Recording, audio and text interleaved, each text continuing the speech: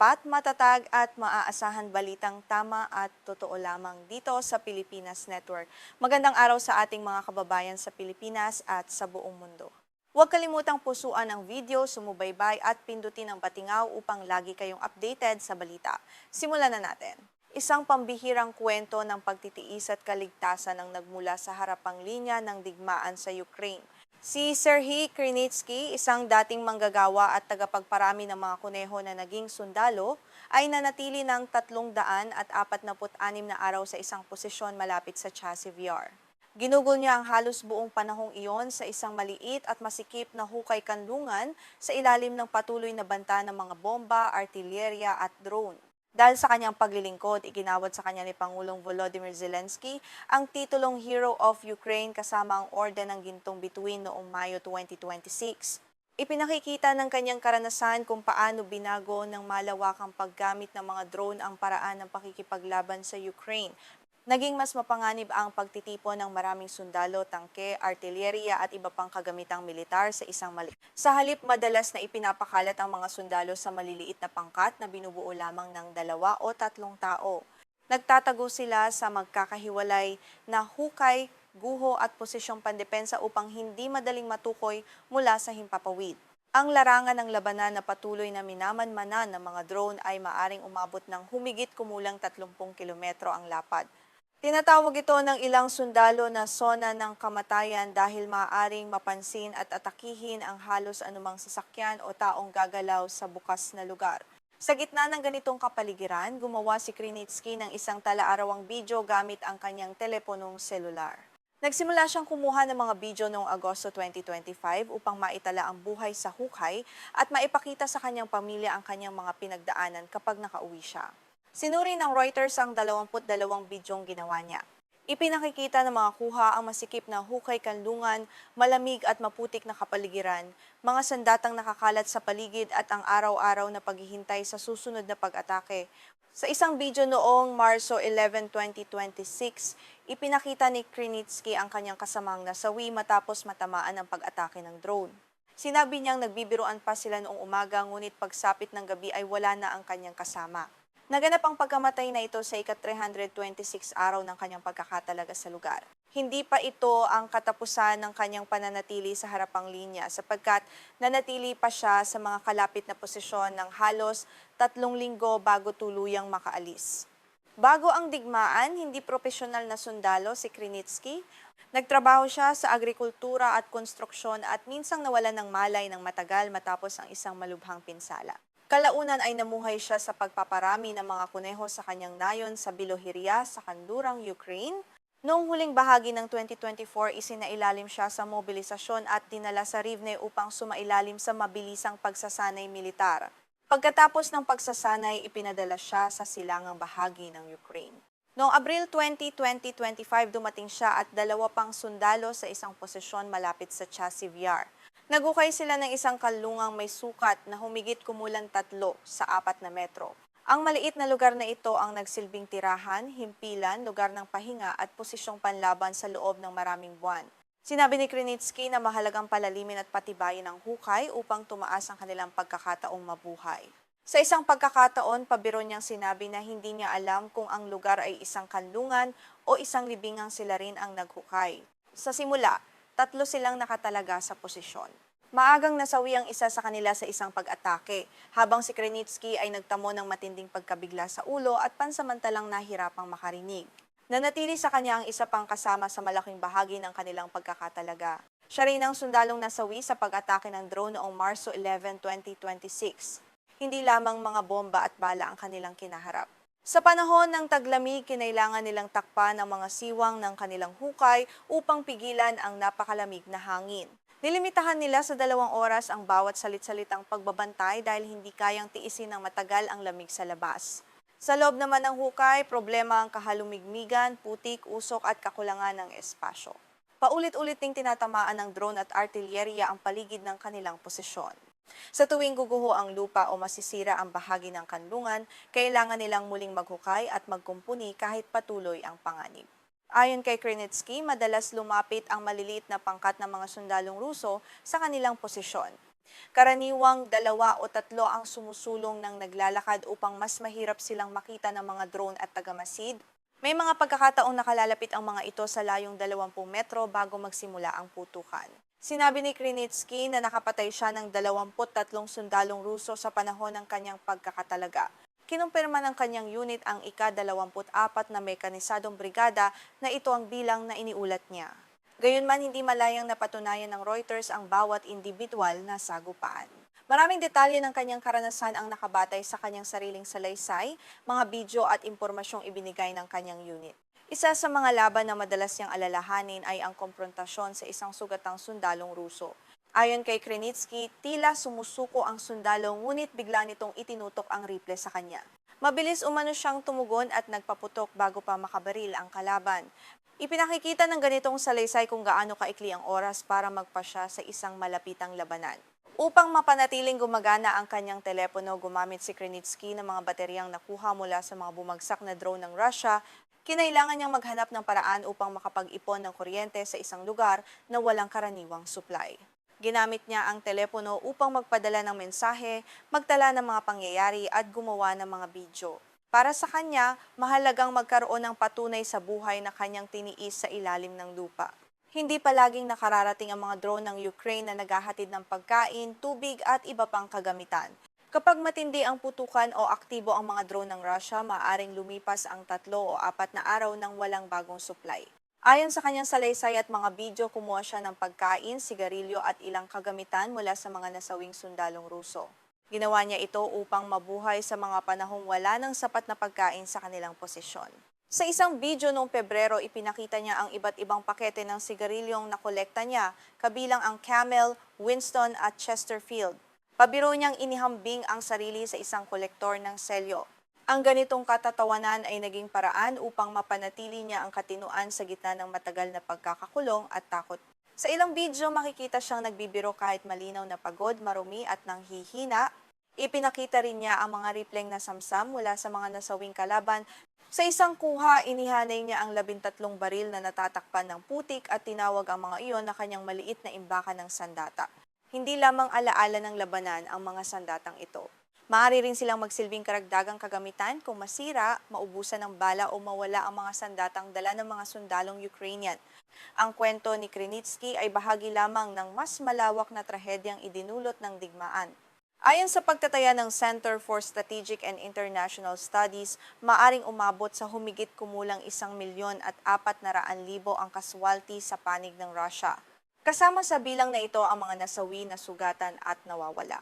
Tinatayang nasa pagitan naman ng 500 at 25,000 at 600 at 25,000 ang kaswalti sa panig ng Ukraine. Nananatiling hindi tiyak ang eksaktong bilang dahil hindi ganap na inilalabas ng dalawang panig ang kanilang mga tala. Mahirap ding beripikahin ang mga bilang habang patuloy ang labanan sa maraming bahagi ng harapang linya. Noong Marso 11, narinig ni Krinitsky ang isang malakas na pagsabog sa labas ng hukay. Nang lumabas siya, nakita niya ang kanyang kasamahan na nakahandusay matapos matamaan sa binti ng pag-atake ng drone. Mabilis niya itong hinila pabalik sa loob ng kanlungan. Sinubukan niyang lagyan ng panaling pampigil sa pagdurugo ang sugat, ngunit napinsala umano ng tipak ng metal ang isang pangunahing ugat sa binti. Hindi niya nailigtas ang kanyang kasama. Matapos ang pagkamatay nito, nakatanggap siya ng utos na lisanin ang posisyon dahil lalo nang naging mapanganib ang lugar. Kinailangan niyang iwan ang katawan ng sundalong nakasama niya sa loob ng maraming buwan. Para kay Krinitsky, ito ang isa sa pinakamabigat na bahagi ng buong karanasan. Hindi siya agad nakalakad patungo sa ligtas na lugar. Mula sa lumang hukay, sumama muna siya sa ilang sundalong nakatalaga sa isang kalapit na posisyon. Nanatili siya roon ng halos 3 linggo habang nagpapatuloy ang labanan.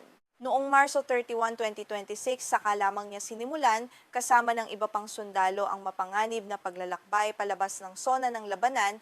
Naglakad sila ng humigit kumulang 25 kilometro patungo sa mas ligtas na lugar.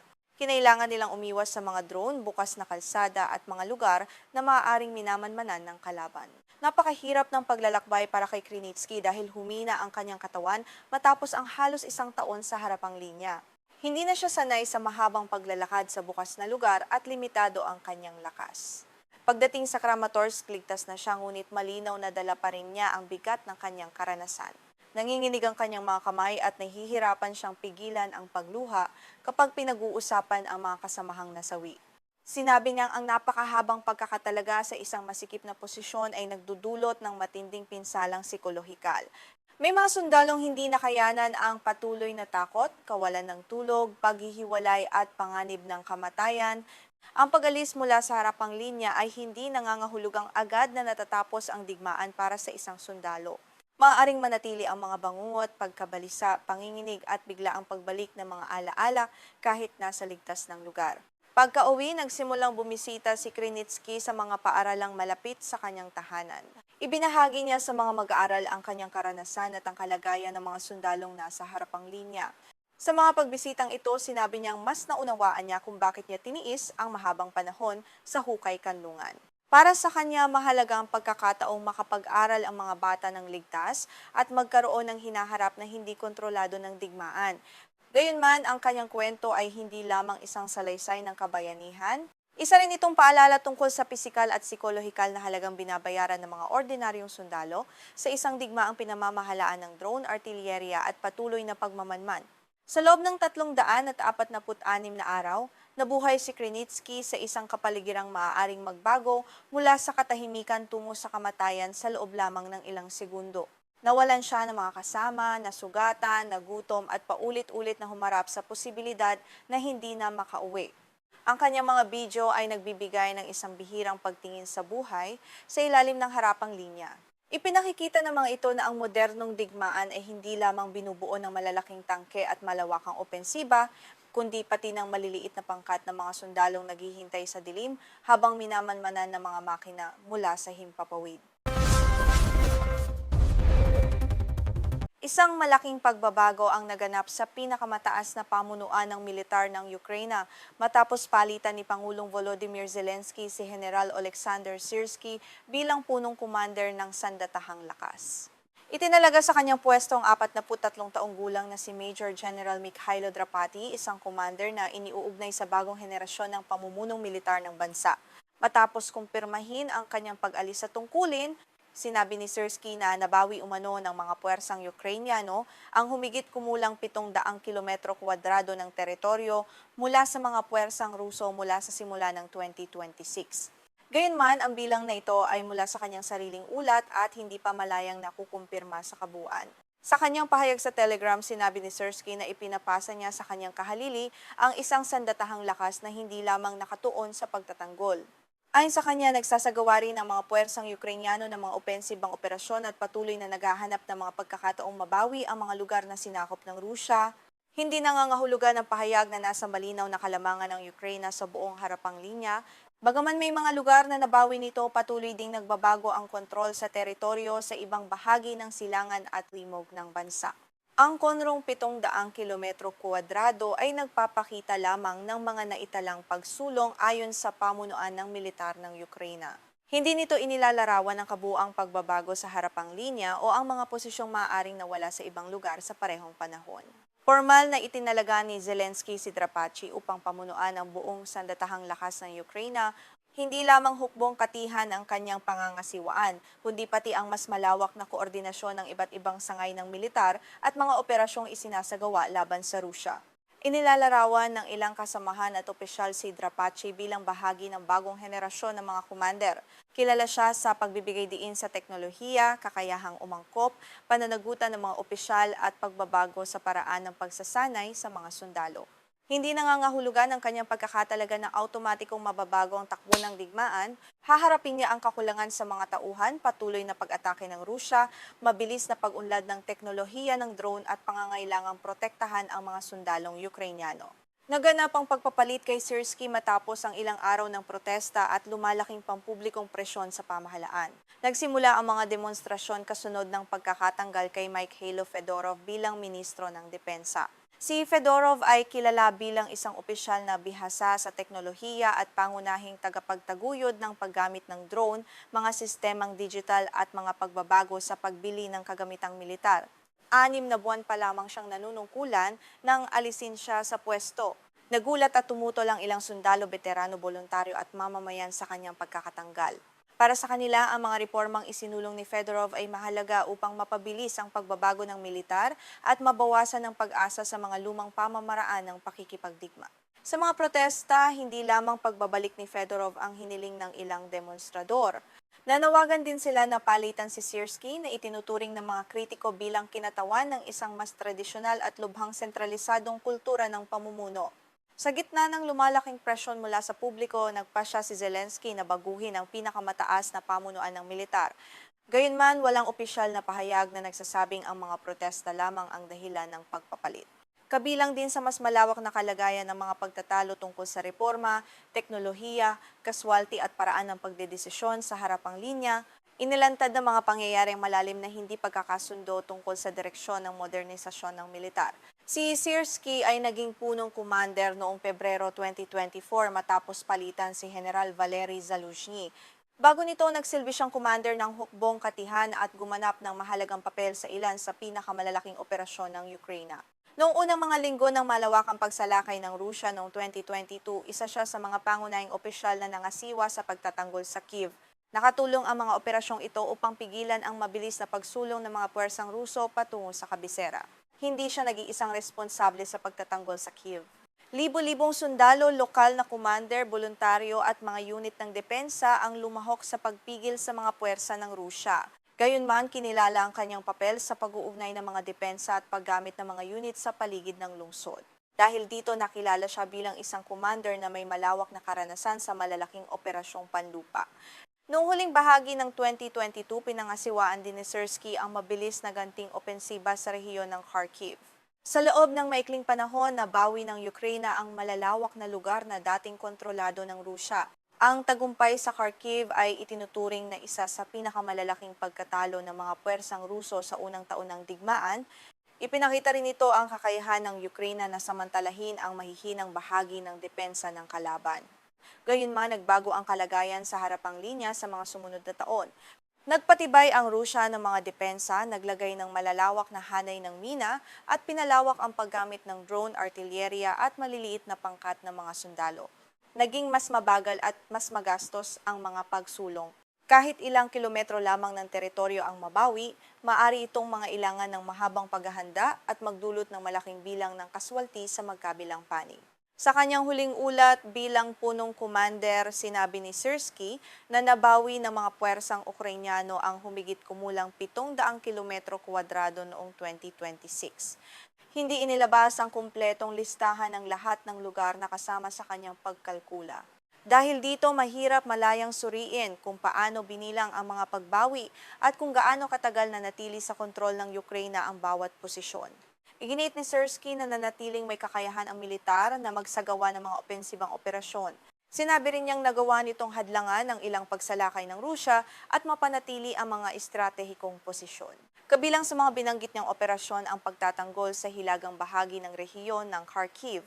Naglunsad ang Rusya ng panibagong pagsalakay sa lugar, ngunit sinabi ng pamunuan ng Ukraine na napigilan nitong makamit ng kalaban ang mas malalaking layunin. Dapat ding ituring ang paglalarawang ito bilang pananaw ng panig ng Ukraine. Hindi inilabas ang lahat ng detalye tungkol sa kanilang mga kaswalti, paggalaw at tunay na layunin sa bawat operasyon. Binanggit din ni Siersky ang operasyon ng Ukraine sa rehiyon ng Kursk sa loob ng Rusya. Nagsimula ang operasyong ito noong 2024, hindi noong 2026. Ipinakita ng pagsalakay sa Kursk na may kakayahan ng Ukraine na maglunsad ng hindi inaasahang operasyon sa loob ng teritoryo ng Rusya. Pinilit din nitong maglipat ang Moscow ng ilang unit at kagamitan upang tugunan ang banta. Gayunman, hindi matitiyak na lubhang pinahina ng operasyon ang sigla ng buong lipunang Ruso o ng lahat ng puwersa nito. Ang naging epekto nito sa mas malawak na takbo ng digmaan ay nananatiling pinagtatalunan. Sa kabila ng kanyang mga dating tagumpay, humarap si Siersky sa matinding pambabatikos. Inakusahan siya ng ilang sundalo, veterano at taga-suporta ng reforma na gumagamit ng mahigpit at lubhang sentralisadong paraan ng pamumuno. Ayon sa mga kritiko, hindi palaging nabibigyan ng sapat na kalayaan ang mga commander sa mas mababang antas upang mabilis na tumugon sa nagbabagong kalagayan. Sinabi rin nilang may mga desisyong nagdulot umano ng hindi kinakailangang mataas na bilang ng kaswalti, hindi malayang napatunayan ang lahat ng paratang laban kay Siersky. Mahirap ding tukuyin kung ang casualty sa isang partikular na operasyon ay resulta ng maling pamumuno, kakulangan sa armas, lakas ng depensa ng Rusya o kombinasyon ng maraming salik. Gayunman, naging malakas ang pananaw sa ilang bahagi ng militar na kailangang baguhin ang kultura ng pamumuno. Kabilang sa mga hinihingi ang mas malinaw na pananagutan, mas mabilis na komunikasyon at mas malaking pagpapahalaga sa buhay ng mga sundalo. May mga sundalo ring nagreklamo tungkol sa mga utos na ipinadadala mula sa malalayong himpilan ng hindi sapat ang pag-unawa sa aktual na kalagayan sa lupa. Ang ganitong mga reklamo ay hindi natatangi kay Syrskyi, ngunit naging bahagi sila ng mas malawak na pagtutol sa kanyang pamumuno. Sa panig naman ni Syrskyi, binigyang diin niya ang lawak ng mga hamong hinarap ng militar habang siya ang punong commander. Kabilang dito ang kakulangan sa bala, pagkaantala ng tulong mula sa mga kaalyado at mas malaking bilang ng mga tauhan at kagamitan ng Rusya. Sinabi niyang sa kabila ng mga limitasyong ito, nagawa ng Ukraine na napigilan ng ilang opensiba at magsagawa ng mga ganting salakay. Itinampok din niya ang mga pag-atake laban sa mga himpilan, bodega at pasilidad ng Rusya sa malalayong lugar.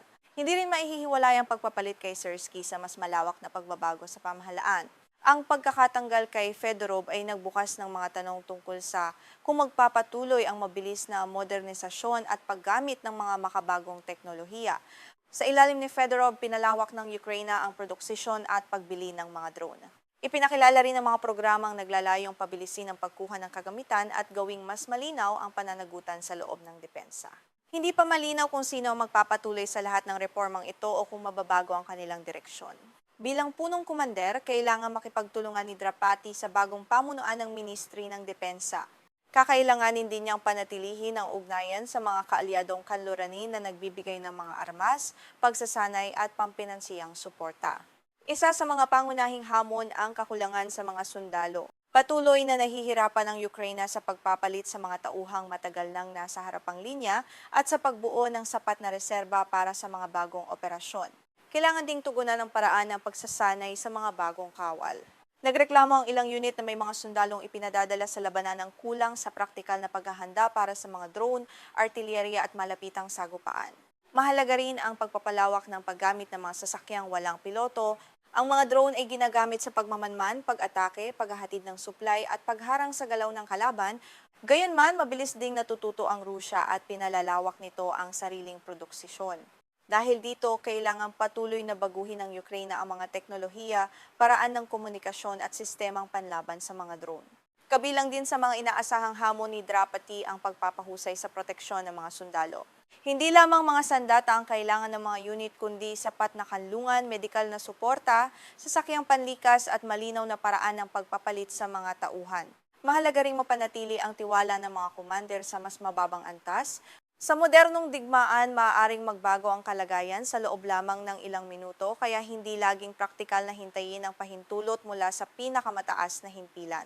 Inaasahang magbibigay si Drapati ng mas malakar na pansin sa mabilis na pagdedesisyon at pananagutan ng mga lokal na commander. Gayunman, kailangan din niyang tiyakin na ang mas malawak na kalayaan ay hindi hahantong sa magulong koordinasyon.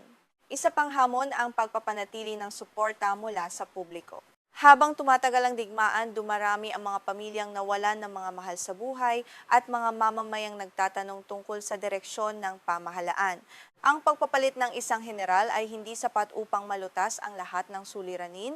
Nakadepende ang magiging epekto nito sa mga pagbabago sa pagsasanay, mobilisasyon, pamamahala, produksyon ng armas at ugnayan sa mga kaalyado. Hindi rin automatikong nangangahulugan ang pagdating ni Drapati na mawawala ang mga casualty. Ang digmaan laban sa mas malaking puwersang Ruso ay patuloy na magdudulot ng mabibigat na panganib kahit gamitin ang pinakamakabagong taktika.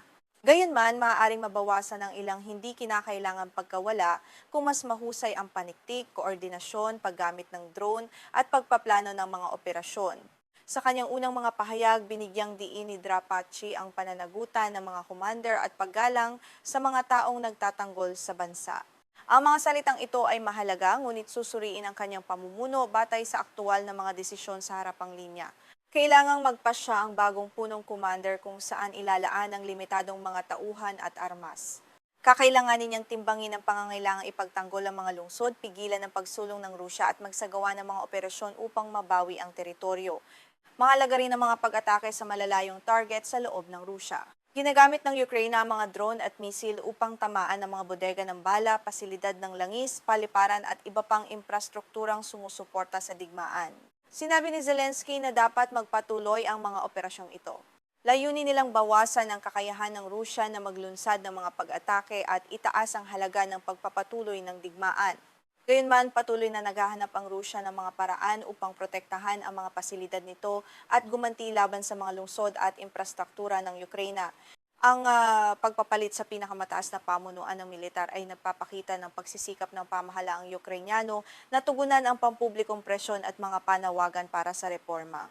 Hindi pa malinaw kung magdudulot ito ng malaking pagbabago sa harapang linya. Mananatiling nakatuon ang pansin sa paraan ng pamumuno ni Drapachi sa relasyon niya sa pamahalaan at sa kakayahan niyang pagsamahin ang mga tradisyonal na puwersa at makabagong teknolohiya. Ang iniwang pamana ni Syrskyi ay masalimuot. Kabilang dito ang matagumpay na pagtatanggol sa Kiev, ang ganting opensiba sa Kharkiv at ang operasyon sa Kursk. Ngunit kasama rin ang matinding pagtatalo tungkol sa kaswalti at kultura ng pamumuno. Sa huli, hindi lamang reputasyon ng dalawang general ang nakataya.